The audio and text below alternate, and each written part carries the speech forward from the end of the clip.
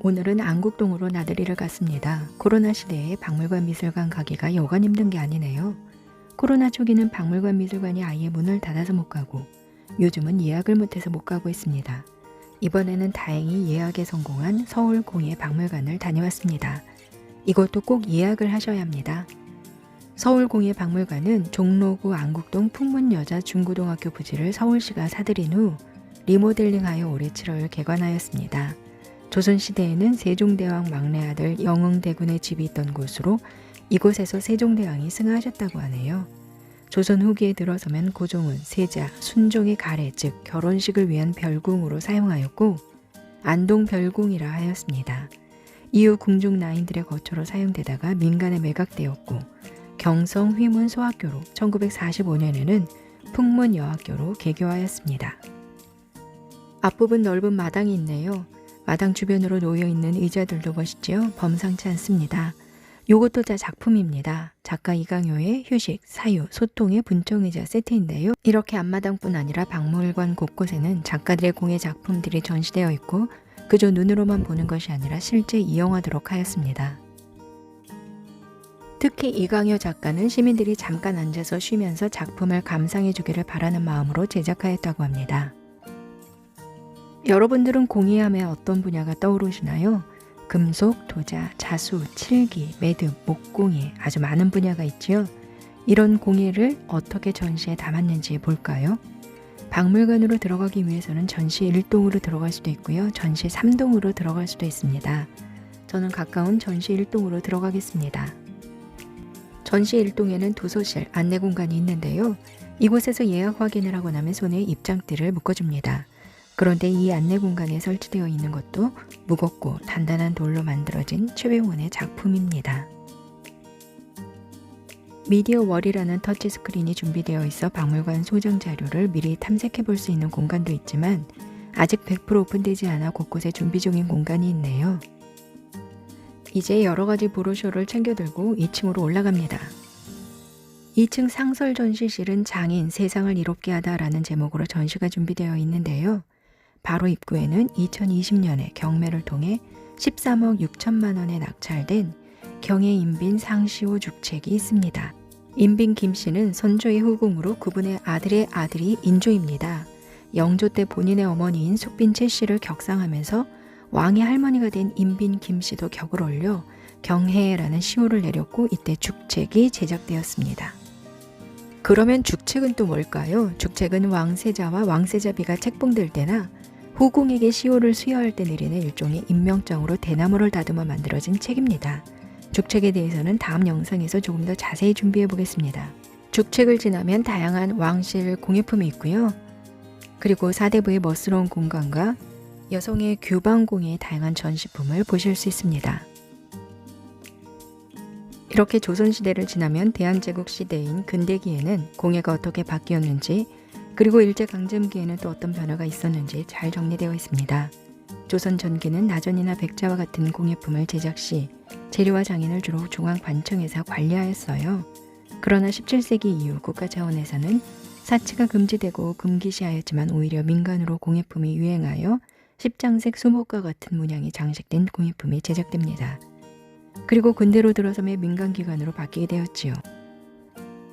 도자공예만 보더라도 사홍원이라는 중앙관청은 경기도 광주 지역에 분원을 설치하여 왕실 백자를 제작하였지만 을미개혁 즈음 사홍원은 폐지되고 이후 분원 번조회사가 설립되지요. 대한제국 시기 황실의 후원으로 한성미술품 제작소가 설치되었고 일제강점기에는 이왕직 미술품 제작소로 그 이후에는 주식회사 조선미술품 제작소로 운영주체가 바뀌면서 근대공예의 길에 들어섭니다. 근대공예의 최대 소비지였던 경성 중에서도 종로 일대의 공예 상점과 지도가 재미있습니다. 명동 일대의 백화점 모습도 지금 그대로네요. 조금은 전시 공간이 답답한 느낌은 있지만 학교 건물을 그대로 리모델링한 것이라 그러려니 하고 봅니다. 자연스럽게 복도를 따라가니 전시 이동으로 연결됩니다. 자연에서 공예로 라는 제목으로 장인들은 어떻게 공예의 전통을 만들어 왔는지를 정리해 놓았습니다.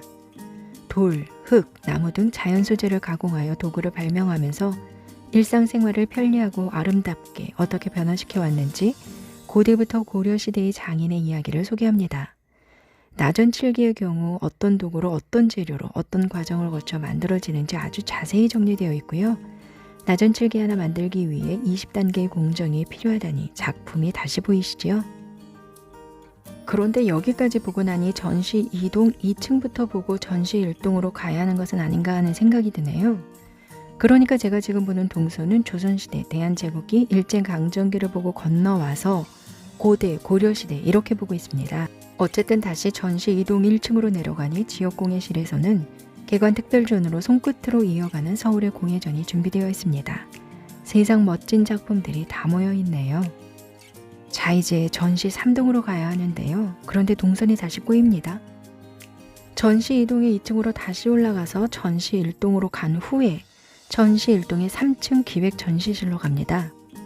지금은 공예, 시간과 경계를 넘다라는 전시가 준비되어 있어요. 시대에 따라 공예의 소재와 제작 방식의 변화를 바탕으로 현대 작가들의 작품이 쫙 전시되어 있습니다. 요기를 통과해야 전시 3동으로 갑니다. 마음이 급하니 쓱 보고 넘어갑니다. 전시를 보다 보면 어디로 가야 할지 길을 잃을 듯합니다. 자, 그런데 중간중간 저와 같은 사람들을 위해서인지 길을 안내해 주시는 분들이 곳곳에 있어 도움을 받을 수 있습니다. 다리를 지나 이렇게 전시 3동으로 건너왔습니다. 문을 통과해서 가면 보자기, 일상을 감싸다 라는 전시를 만나게 되는데 또 여기가 시작이 아니네요. 다시 조금 돌아 들어가 전시 시작점으로 갑니다. 안에 뭐 꼭 시작에서 안 보면 어떻습니까? 그냥 보는 거죠. 보자기전을 보고 엘리베이터를 타고 저는 4층에 보이는 수정가가 있는 곳으로 갑니다. 아이들이랑 와서 보면 좋겠어요.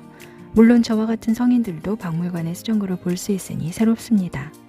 이제 엘리베이터를 타고 다시 2층으로 오면 자수전이 있네요. 그리고 나서 1층으로 오면 사랑방. 이렇게 해서 관람 동선을 다 살펴보았습니다. 물론 저만 그런 것일 수도 있지만 조금 정신은 없네요. 첫 방문에 박물관을 다 보기에는 우왕좌왕할 듯한 동선입니다. 찬찬히 다 보시려면 시간이 꽤 필요할 듯하고요. 늘 말씀드린 대로 여러 번 와야지 라는 생각으로 한 주제에 한 주제 보셔야 할 듯합니다. 전시 1동의 상설 전시만 보셔도 1시간은 훌쩍 갑니다. 다음에 전시 1동의 기획전시실을 보실 수 있고요. 재료나 과정에 대해 조금 더 궁금하시면 전시 2동의 2층 상설 전시실을 보시고 나는 자수나 보자기에 관심이 있다 하시면 전시 3동으로 직접 가시면 될 듯합니다. 또한 교육동에서는 아이돌 교육 프로그램도 잘 준비되어 있는 것 같습니다. 아이들과 함께 방문해 보시는 것도 추천합니다. 예쁘거나 만든 사람의 정성을 볼 수 있는 것들을 보면 기분이 좋아지지요. 공예가 그런 것이 아닌가 합니다. 6시에 박물관을 나오니 이렇게 해가 뉘엿뉘엿 아직도 사람들은 마당에서 사진도 찍고 이야기도 나누고 있습니다. 시내에서 친구를 만날 때 또는 한가하게 시간을 보내고 싶을 때 멋지고 예쁜 물건 보고 싶을 때 꼭 한번 가보시길 권합니다.